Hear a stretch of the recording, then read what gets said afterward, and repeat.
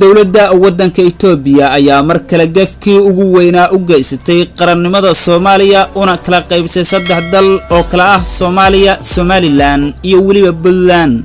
Bogga wasaaradda arrimaha dibadda dalkaas ayaa waxaa ku taxnaa dalalka ay ku leeyihiin safaaradaha iyo qunsuliyadaha, waxaana yaab leh in Somaliland iyo Puntland loo muujiyo dal ahaan.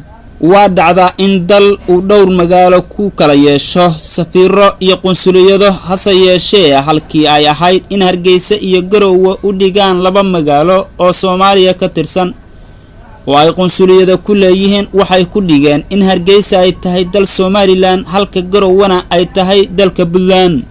waxaa cad in arrintan aysan ahayn qalad qoraal oo ay tahay ku talagal, iyo waxa Itoobiya aaminsan tahay waxa cadeynaya in dhammaan dalalka kale ay ku leeyihiin safaaradaha iyo qunsuliyadaha ay magacaabeen kaliya hal dal iyo dhowr magaalo sida China, Hindiya, Sacuudi Carabiya, Turkiya iyo dalal kale. sidoo kale waxaa idin soo gudbinaynaa bogga rasmiga ah ee wasaaradda arrimaha dibadda sawiradii ay soo gudbisay soona dhigtay barteeda Facebook ay ku leedahay. Soomaaliya waa dalka kaliya oo ay ku leedahay dhowr magaalo qunsuliyado kala duwan, balse ay saddex dal u kala sheegeen.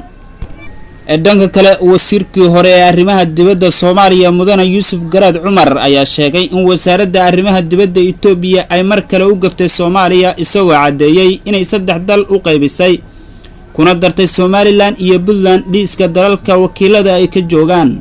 qoraal uu boggiisa Facebook soo dhigay oo la socday liiska qunsuliyadaha guud ee Itoobiya ku leedahay dalalka dibaddiisa ayay ku dartay Somaliland iyo Puntland inay yihiin dalal ka madax bannaan Soomaaliya intada kale. waa fal argagax, la yaab iyo fajac iyo ama kaab ku abuuray ummadda Soomaaliyeed guud ahaan caalamka intay uga nool yihiin.